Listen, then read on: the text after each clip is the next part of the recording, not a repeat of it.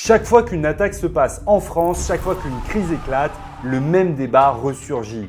Il faut rétablir le service militaire obligatoire. C'était mieux dans les années 80, dans les années 90, quand on avait le service militaire, les jeunes, ils étaient plus sages, ils étaient plus attentifs et la population française, elle était quand même mieux. Alors qu'est-ce qu'il en est réellement du service militaire actuel? Parce qu'on a quand même un service militaire en France aujourd'hui, mais pas obligatoire pour tous les Français. Dans cette vidéo, je vais t'expliquer exactement ce qu'est le service militaire actuel, est-ce qu'on pourrait rétablir le service militaire ou non, et quelle suite avec le service militaire. J'étais officier en armée de terre et aujourd'hui j'accompagne des jeunes à se préparer pour l'armée. Alors tu es sur la bonne chaîne, pense à t'abonner, mettre un j'aime parce que vous êtes très nombreux à regarder les vidéos une seule fois, à vous planter pour vos classes, vos tests, donc faites pas cette erreur-là. En description, tu auras un programme si tu veux te préparer pour l'armée et passer un level au-dessus. C'est le programme Première Mission. On a déjà accompagné plus de 4000 candidats pour les armées, donc si tu veux les meilleurs résultats possibles, ça se passe en dessous. Et maintenant, on y va, le service militaire. Est-ce qu'on pourrait réellement rétablir le service militaire pour tous les Français, obligatoire pour tout le monde? La question, elle se pose, elle est légitime, mais quand on y réfléchit, tu vas voir dans la fin de la vidéo qu'il y a pas mal d'obstacles pour ça. Alors, déjà, pourquoi est-ce qu'on a mis fin au service militaire? Le 22 février 1996, le président Jacques Chirac annonce une décision historique qui va rompre avec 196 ans de continuité. 196 ans. Je propose que le service national que nous connaissons aujourd'hui soit supprimé dès le 1er janvier 1997. C'est la suspension du service national obligatoire. Pas son abolition, attention, sa suspension. Depuis la loi Jourdan-Delbrel de 1798, la conscription était le pilier du lien armée-nation en France. Chaque jeune homme de 20 ans partait sous les drapeaux, était formé par l'armée et apprenait à manier les armes. En 1970 a lieu une première réforme. Le service national passe de 18 mois à 12 mois. En 1992, nouvelle réforme, passage à 10 mois. Mais en 1997, tout bascule. C'est la suspension pour tous les Français nés après le 31 décembre 1978 du service national. Et moi, je suis né après ce 31 décembre 1978. Je suis de 99. Donc moi, j'ai passé 5 ans dans l'armée, mais ce n'était pas le service national. Et ensuite, un décret de 2001 organise la libération anticipée des derniers appelés. Ça, c'était ce qu'on appelait l'armée des appelés. C'était une armée de conscrits qui était aussi encadré par certains militaires professionnels, des militaires qui choisissaient de s'engager sur le long terme et de faire carrière. Donc c'était une armée avec deux types de militaires, les conscrits, les professionnels. Alors pourquoi est-ce qu'on a arrêté? Eh bien ça, on l'oublie beaucoup aujourd'hui et on oublie qu'il y avait pas mal de défauts dans notre système ancien et dans ce système d'armée d'appelés. L'armée française était devenue un boulet opérationnel. Les chiffres parlent d'eux-mêmes. En 1995, l'armée française incorporait 200 000 appelés par an pour 10 mois de service. Sur ces 200 000, seuls 20% atteignaient un niveau opérationnel acceptable. 80% servaient de main-d'œuvre logistique, bureau, cuisine, entretien, gardiennage. Et le ratio d'encadrement était d'un cadre pour 8 appelés. Un cadre pour 8 appelés. Donc il fallait quand même pas mal de militaires professionnels. Il y avait donc des milliers de sous-officiers et d'officiers qualifiés formés pour commander au combat qui passaient leur temps à gérer des gamins de 20 ans qui comptaient les jours avant la quille, avant la fin. C'était une immobilisation énorme de ressources humaines alors que pendant ce temps, des conflits en ex-Yougoslavie démontraient une réalité brutale. Seuls les militaires professionnels étaient déployables et quelques appelés qui étaient vraiment bons. Lors de la Fortpronut de l'IFOR en Bosnie-Herzégovine, donc un déploiement de l'armée française, aucun appelé n'a été projeté. C'est-à-dire qu'on a une armée constituée massivement d'appelés et on n'envoie que des professionnels. Et ça, c'est problématique. Un appelé formé pendant seulement 10 mois ne maîtrise pas les règles d'engagement autant, ne sait pas opérer en environnement interarmes complexe et constitue un risque tactique inacceptable face à des tireurs d'élite ou des engins explosifs improvisés. Ainsi, seule la Légion étrangère, les régiments de troupes de marine, les parachutistes professionnels étaient engagés. Et c'est d'ailleurs ce qui a fait naître le mythe des parachutistes, puisque c'était les principaux soldats professionnels envoyés avec la Légion. Et aujourd'hui, attention, c'est bien différent. Aujourd'hui, si tu engages chez les chasseurs alpins ou dans un régiment d'infanterie de chasseurs à pied, tu pourras faire les mêmes missions que les parachutistes. puisque les armées ont beaucoup évolué et on en parlera dans un second temps dans la vidéo, alors reste bien jusqu'au bout, abonne-toi. Dans les années 90, on avait donc une armée qui était déployée mais qui n'avait pas réellement les moyens d'être déployée. La guerre moderne nécessite des soldats capables d'utiliser des engins techniques, des matériels modernes comme un VBCI, un MMP, etc. Et il y a une réalité technique. On ne peut pas maîtriser tous ces engins, on ne peut pas bien connaître la guerre en quelques mois. 10 mois, c'est très court. Ainsi, la professionnalisation des armées s'inscrit dans une logique doctrinaire profonde. C'est la fin de la guerre froide en 1989 qui supprime la menace d'invasion terrestre massive sur le territoire national. Et donc, le modèle d'armée de masse, c'est vraiment une masse qui est faite pour bloquer les frontières, pour tenir un territoire, il devient obsolète. Si tu veux, on avait une armée qui était faite pour contrôler le territoire français, pour défendre le terrain et qui n'est plus opérationnelle dans ces conditions. On arrive dans une ère d'armement très technique où il faut des soldats bien formés. Donc on doit basculer progressivement sur une armée professionnelle. Deuxième enjeu, c'est la déstabilisation régionale qui arrive dans les années 90. Il faut pouvoir projeter des soldats à l'étranger pour participer au maintien de la paix. Alors ça, c'est un sujet très débattu et je te laisserai me donner ton avis en commentaire. Mais aujourd'hui, c'est beaucoup ce qu'on fait. On projette des soldats à l'étranger pour participer à la stabilité du monde. Et pour projeter des soldats, il faut des soldats qui soient bien formés, des soldats qui maîtrisent la technicité du métier et qui soient capables d'employer des matériels techniques. Ainsi, la loi de programmation militaire, la LPM 1997-2002, acte cette transition stratégique irréversible. Dans cette loi est prévu un passage de 500 000 militaires d'actifs, avec tous les appelés, à 350 000 militaires professionnels purs, plus d'appelés. Ce changement permet donc une réorientation budgétaire massive vers des équipements de haute technologie, comme le Tigre, le NH90 pour les hélicoptères, des avions de transport tactique, des systèmes de commandement numérisés. Chaque euro économisé sur la logistique de masse est réinjecté dans les capacités opérationnelles à travers de meilleurs matériels. Et ça, c'est une transition qui continue de se faire aujourd'hui et l'armée de terre en a beaucoup bénéficié à partir des années 2015 avec un équipement qui s'est nettement amélioré. Et au cours de cette modernisation de l'équipement, il y a notamment eu le projet Félin, donc l'armement Félin avec le FAMAS Félin pour l'armée de terre, qui a été beaucoup critiqué. Il y a eu des erreurs aussi, mais il y a eu beaucoup de changements positifs et on va se concentrer là-dessus dans cette vidéo, ce ne sera pas plus mal. On le dit souvent, l'argent est le nerf de la guerre. Eh bien, cette transition, elle a un impact budgétaire massif. Il y a un coût dans tout ça. En fait, le coût de former un appelé, c'était à peu près 15 000 francs pour 10 mois, soit environ 2 300 € actualisés. Ça semble peu, mais si on multiplie par 200 000 appelés, avec infrastructure, casernement, cantine, etc., ça coûte cher. Le service national y représentait une partie considérable du budget de la défense, mais pas pour des capacités opérationnelles, pour de la gestion de flux humains. À titre de comparaison, un militaire professionnel coûte en moyenne 45 000 € annuels. Donc oui, c'est plus. Mais il est employable immédiatement en OPEX, il maîtrise son système d'armes et il génère de la valeur opérationnelle dès le premier jour. Le retour sur investissement n'a donc rien à voir. La professionnalisation permet de concentrer les budgets sur l'excellence de quelques-uns plutôt que sur la rusticité des centaines d'autres.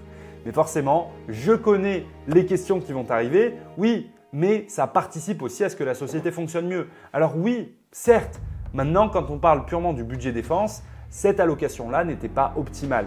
La transition vers une armée professionnelle est planifiée méticuleusement pour éviter un choc social. Le général Jean-Philippe Douin, chef d'état-major des armées en 1996, soutient la décision de Chirac.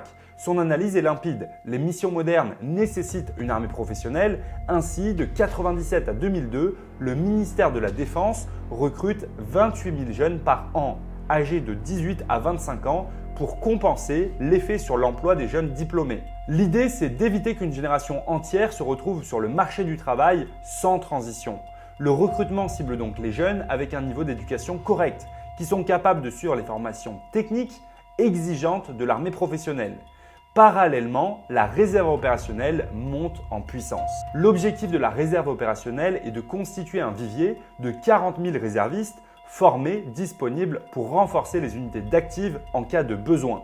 Le contrat d'engagement à servir dans la réserve, ESR, est de 1 à 5 ans avec une formation initiale de 20 jours seulement, puis des périodes de 5 à 30 jours par an selon la disponibilité. La transition vers l'armée professionnelle prend son cours Et en parallèle, le service national, lui, n'est pas aboli, il est suspendu. On a donc une transition du service national vers la journée défense et citoyenneté. La JDC, JAPD, ReJDC, ça a un petit peu changé. Cette journée défense et citoyenneté permet de garder un recensement et d'attirer des personnes vers les armées. Et ça veut donc dire que ce service national pourrait être réactivé. Sur le papier, il n'a jamais été aboli. Mais dans les faits, ce serait très complexe de remettre en place un service national. Alors voici comment on est passé de cette armée d'appelés à une armée professionnelle. Et cette transition, elle a été rapide, elle a été époustouflante et aujourd'hui on a une armée professionnelle qui est capable d'être déployée, projetée dans pas mal d'endroits dans le monde. Donc ça c'est une prouesse, c'est vraiment une réussite. Il y a eu beaucoup d'échecs, beaucoup de tests et pas mal de temps pour réussir vraiment cette transition, mais on va dire qu'en 15 ans à peu près, on a réussi cette transition. Et aujourd'hui, on a une armée qui peut être déployée. Alors oui, on manque encore de moyens. Oui, l'armée française n'a pas les moyens de l'armée américaine, ne les aura jamais. Et oui, si on compare la flotte française à la flotte chinoise, eh bien l'armée chinoise met plus de bateaux à l'eau chaque année que la France n'en détient au total. Oui, si on compare à des géants de l'armée, des géants de la défense, on n'a pas les mêmes moyens. Mais quand on compare à l'Union européenne, l'armée française est plutôt bien dotée et a quand même de belles capacités. Alors maintenant, parlons du paysage actuel du service national. Parce qu'aujourd'hui, la France n'a pas abandonné le lien armée-nation et il reste des vestiges de ce service national, des vestiges reconstitués. On va parler de la JDC, on va aussi parler du service national universel, du SMV, etc. Pour commencer, le premier dispositif du service national, c'est la JDC, qui est une obligation légale universelle. 800 000 jeunes par an, garçons-filles, inscrits automatiquement en mairie à 16 ans, convoqués avant 18 ans. C'est une journée unique de sensibilisation aux enjeux de la défense. Le déroulement est prévu sur 8 heures dans un centre du service national, donc c'est des centres des armées. Tu es passé par la JDC ou peut-être pas encore. Bon, alors la JDC, quand je l'ai fait, c'était éclaté. Aujourd'hui, c'est un petit peu mieux, mais ça reste quelque chose de pas génial. On est d'accord. On est d'accord que ça dépend de là où tu l'as fait. Moi, j'étais super motivé pour rentrer dans l'armée. J'arrive là-bas et je me dis, est-ce que je veux vraiment rentrer dans l'armée? Oui, ça donne pas forcément envie. On est d'accord, mais c'est le système qu'on a aujourd'hui.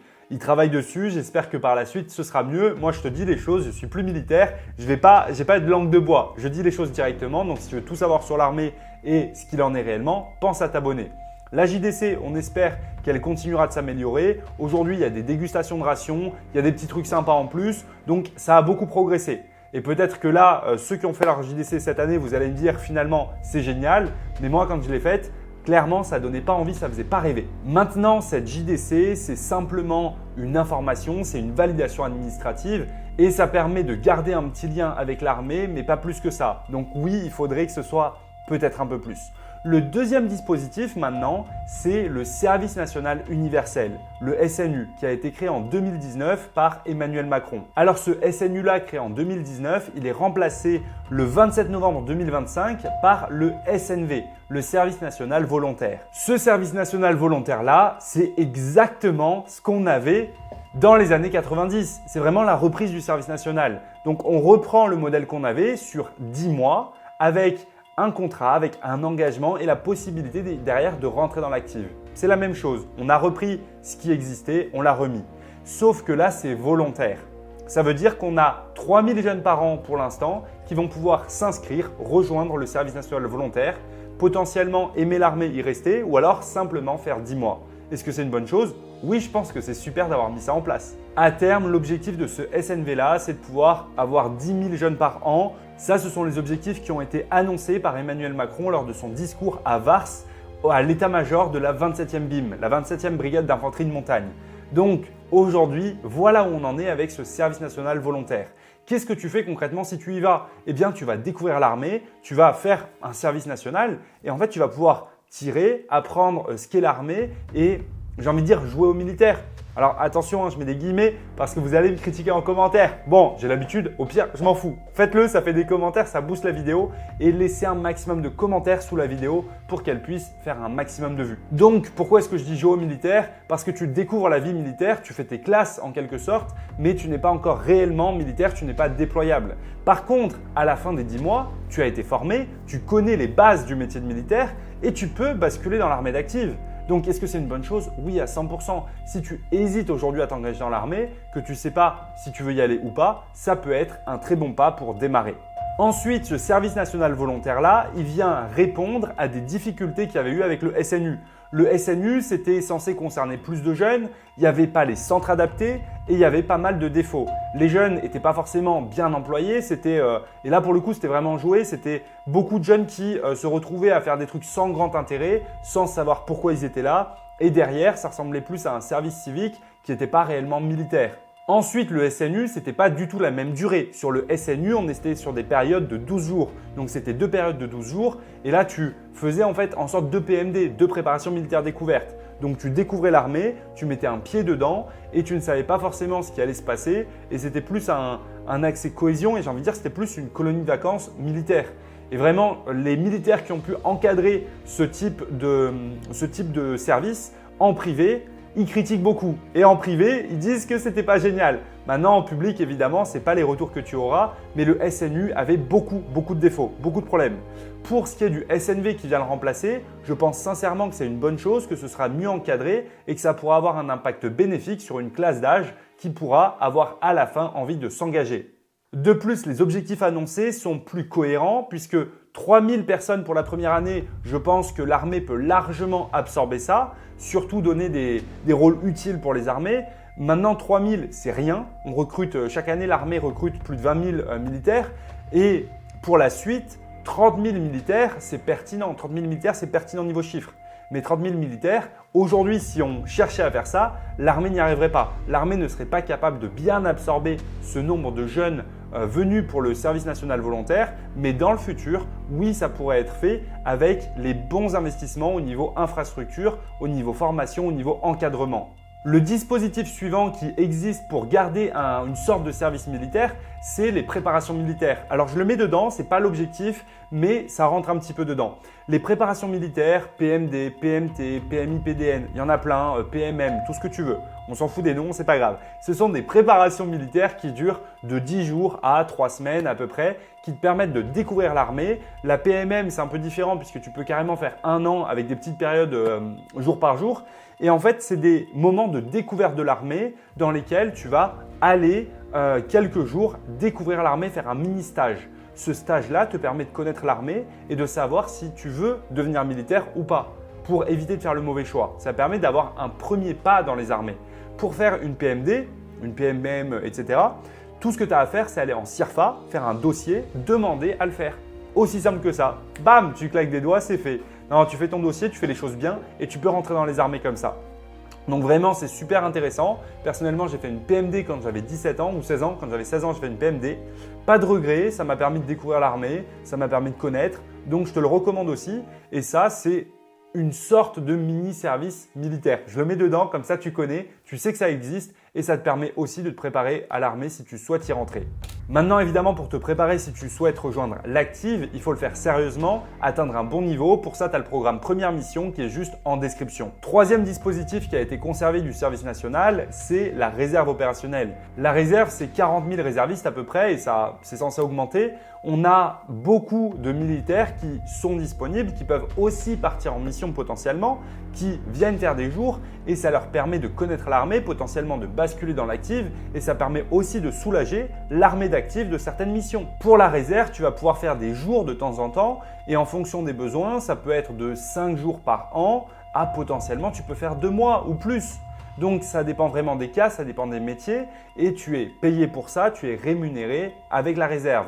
Donc c'est vraiment une organisation qui est pertinente, qui permet à l'armée de mieux fonctionner. Alors les réservistes ne sont pas des soldats du dimanche, ça reste des vrais militaires, mais évidemment au niveau de la formation, ils sont formés très rapidement, donc ils ne sont pas au standard nécessaire pour pouvoir faire toutes les missions. Mais c'est normal, on ne peut pas demander à un réserviste qui va faire une période initiale d'une dizaine de jours d'avoir le niveau d'un militaire d'actif qui est formé pendant 7 mois. Donc on ne peut pas exiger la même chose, le même niveau. Par contre, le militaire sait se servir de son arme, connaît les bases du combat et peut aussi être déployé sur des missions de garde, des missions de surveillance. Donc un militaire réserviste, c'est un militaire qui est capable de faire la plupart des mêmes missions. Ensuite, en OPEX, certains réservistes sont parfois déployés. Ça a été le cas lors de la mission Barkhane, de la mission au Liban avec la FINUL, en Estonie. Donc, il y a des réservistes qui partent et en tant que réserviste, tu peux aussi partir en mission à l'étranger. Quatrième dispositif lié au service militaire, c'est la garde nationale qui a été créée le 13 octobre 2016 suite aux attentats de 2015. Cette garde nationale, elle fédère les réserves militaires civiles avec gendarmerie, police nationale, pompiers, sécurité civile. Là, ce sont 75 000 membres qui ont pour rôle de porter la résilience territoriale, de favoriser un bon lien entre forces armées et population civile et de pouvoir aider en cas de crise majeure. Lors du Covid, la garde nationale a été mobilisée pour assurer un soutien logistique, de l'aide, de la prévention. Mais attention, la garde nationale, ce n'est pas un outil de combat, donc ce n'est pas la même chose, pas la même vocation. Mais c'est un outil qui va vraiment être utile en cas de situation de crise. Maintenant, le point faible de la garde nationale, c'est son manque de visibilité. Je suis sûr que pour beaucoup d'entre vous, vous ne connaissiez même pas la garde nationale. Donc renseignez-vous dessus, ça peut vous intéresser. Et la garde nationale, elle a besoin de visibilité. Maintenant, attaquons le cœur du sujet. Pourquoi le rétablissement du service militaire obligatoire serait-il impossible? Là, je vais te l'expliquer, je vais te dire que même s'il y a certains politiciens qui aiment en parler, concrètement, dans les faits, on ne pourrait pas y arriver. Le premier obstacle majeur au rétablissement du service militaire obligatoire, c'est tout simplement le budget. La France n'a pas l'argent. Aujourd'hui, la France a une dette conséquente et pour rétablir le service militaire obligatoire pour toute une classe d'âge, il faudrait 3 à 5 milliards d'euros annuels supplémentaires. Donc, il faudrait trouver cet argent-là. En fait, le coût par appelé, il est conséquent. Il faut lui apporter du matériel, lui fournir du matériel, il faut une solde mensuelle minimum. Donc aujourd'hui, on va dire que ce serait un SMIC obligatoire, donc il faut le payer. Derrière, il faut le loger, le nourrir et ensuite il faut l'encadrer. Ça veut dire recruter des militaires professionnels pour encadrer ces appelés-là. Sur 6 mois, pour un appelé, ça coûterait entre 20 et 25 000 euros au minimum. Donc si on multiplie par 400 000 jeunes, ça représente environ 8 à 10 milliards d'euros annuels. À titre de comparaison, le budget défense en 2024 est de 43,9 milliards d'euros. Donc 43,9, on rajouterait 10 milliards d'euros juste pour ça. Alors qu'on a besoin, aujourd'hui encore, de continuer la modernisation de nos équipements, de continuer d'acheter du matériel technique, de continuer d'innover, de continuer d'acheter certains matériels. Un char Leclerc, ça coûte cher, c'est plus de 7 millions d'euros, donc il faut pouvoir les sortir, il faut pouvoir acheter des VBCI. Un VBCI, c'est 2,5 millions d'euros et pour un Rafale, c'est 45 millions. Donc si on veut pouvoir acheter ces matériels-là, on a besoin d'argent, on a besoin d'utiliser cet argent-là pour ça. Aujourd'hui, on manque d'argent pour acheter ces matériels, on ne peut pas le réallouer sur de la formation de jeunes. Ce n'est absolument pas une priorité pour l'armée. Maintenant, là, je parle d'un point de vue armé. La question du service militaire, elle vient souvent avec la stabilité de la société, avec le fonctionnement de la société, avec la délinquance. Là, ce ne serait pas le budget des armées. En fait, il faudrait un autre budget, peut-être basculer du budget de l'éducation nationale sur ça, mais pour moi, l'armée n'a pas ce rôle-là à jouer. Donc oui, ce serait possible, mais ce serait un choix totalement différent. Deuxième obstacle, c'est l'impossibilité infrastructurelle. Depuis 1997, 250 casernes ont été fermées. Elles ont été vendues, reconverties, zones commerciales, bâtiments, logements, etc. Donc 250 casernes. Ça veut dire qu'on n'est plus capable aujourd'hui de loger des militaires. On n'a plus les moyens. S'il faut loger là demain, dans quelques années, 400 000 militaires par an, c'est pas possible. Juridiquement, c'est impossible de les récupérer. Il faut les racheter à prix d'or, expulser les occupants. Ou alors, il faudrait construire 150 à 200 nouveaux sites d'hébergement pour 400 000 militaires. Donc voilà le deuxième problème conséquent. Donc on se retrouve dans un coût budgétaire qui est massif. Troisième obstacle majeur, c'est l'impossibilité opérationnelle. Si on demande demain aux militaires d'encadrer tous ces appelés-là, eh bien il faudrait mobiliser des cadres, des sous-officiers et officiers. L'armée de terre compte aujourd'hui environ 20 000 sous-officiers et 8 000 officiers. Donc, pour encadrer les appelés, il faudrait mobiliser la moitié de ces cadres-là pour faire fonctionner l'armée d'appelés. Conséquence directe, on vide les régiments opérationnels, on arrête les OPEX, on met fin à la mission Sentinelle et on ne peut pas honorer les engagements OTAN, ONU et de l'Union européenne. C'est plus possible. Et ensuite, on ne pourrait pas maintenir certaines bases à l'étranger. Il faudrait vider la base de Djibouti, vider certaines bases à l'étranger, en Estonie, etc. Donc, on se retrouverait dans un système qui ne peut pas fonctionner. De plus, les soldats formés ne seraient pas opérationnels. Un système de combat moderne, il nécessite un temps de formation énorme. Les MMP, missiles moyenne portée, ils nécessitent 3 semaines de formation que pour tirer. Pour d'autres systèmes, c'est tout aussi long, voire beaucoup plus long. Pour former un sous-officier dans le matériel, par exemple, c'est quasiment 1 an de formation. 1 an de formation pour que le gars soit opérationnel. Donc, en fait, la plupart de ces appelés, tout ce qu'ils pourraient faire, c'est tenir leur arme et surveiller. Tenir leur arme, surveiller, patrouiller. Donc oui, ils pourraient faire la mission Sentinelle. À la limite, la mission Sentinelle, on pourrait la maintenir qu'avec des appelés. Par contre, les missions à l'étranger, ce serait compliqué de pouvoir utiliser ces soldats-là. Donc on ne pourrait pas les déployer, on ne pourrait pas faire appel à eux. Et le 4e obstacle, enfin, il est doctrinaire. En fait, l'OTAN et l'Union européenne attendent de la France une armée de projection rapide qui est technologiquement supérieure, interopérable, et la France doit pouvoir fournir des unités à la NRF, la force de réaction rapide OTAN. Donc il faut pouvoir assurer ça. Et il faut pouvoir l'assurer en 7 jours seulement. C'est-à-dire qu'en 7 jours, on doit pouvoir fournir des soldats déployables. Donc oui, aujourd'hui avec les engagements doctrinaires, qui sont des contrats si tu veux, c'est des contrats juridiques, on ne peut pas revenir à une armée d'appelés. Aujourd'hui, la France a pris une direction, une trame budgétaire, une trame juridique, une trame d'infrastructure qui ne permet pas de revenir à une armée d'appelés comme ça. Ce serait un choix qu'on ferait sur une vingtaine d'années, un choix totalement différent, mais qui ne va pas du tout avec l'ordre mondial actuel, qui ne serait pas pertinent. Maintenant, pour ce qui est en train d'être fait de rétablir un service national volontaire, là c'est pertinent, là c'est cohérent. Et ça on peut le faire, ça on peut l'assurer, parce que c'est une mini-armée d'appelés. C'est une petite armée d'appelés que la France peut encaisser, que la France peut former. Par contre, pour l'objectif de 50 000, j'ai quand même des petits doutes. Je te laisse me dire en commentaire si tu penses qu'on y arrivera. Pour moi, je pense que jusqu'à 20 000, on peut le faire. Au-delà, ça va devenir un petit peu compliqué d'assurer le bon fonctionnement, la bonne rotation. Surtout avec les défis en recrutement des armées que l'armée traverse aujourd'hui. Je dirais donc que le service militaire obligatoire aujourd'hui est simplement un fantasme nostalgique. On ne pourra pas y revenir, ce ne sera pas possible de changer les choses et de faire un bond dans le temps. Maintenant, si toi tu veux t'engager dans l'armée aujourd'hui, sache qu'on t'aide à te préparer, que si tu veux atteindre le meilleur niveau et rejoindre l'unité de tes rêves, on t'aide avec un programme sportif, un encadrement, une préparation stratégique et une communauté pour avancer sereinement. Tout ça, c'est le programme Première Mission. Il est disponible juste dans la description et tu as 1 mois offert en ce moment. Alors clique sur le lien pour démarrer ton quiz et pouvoir commencer et candidater au programme. J'espère que cette vidéo t'a plu. J'attends ton avis en commentaire. À toi de jouer. Abonne-toi. Force!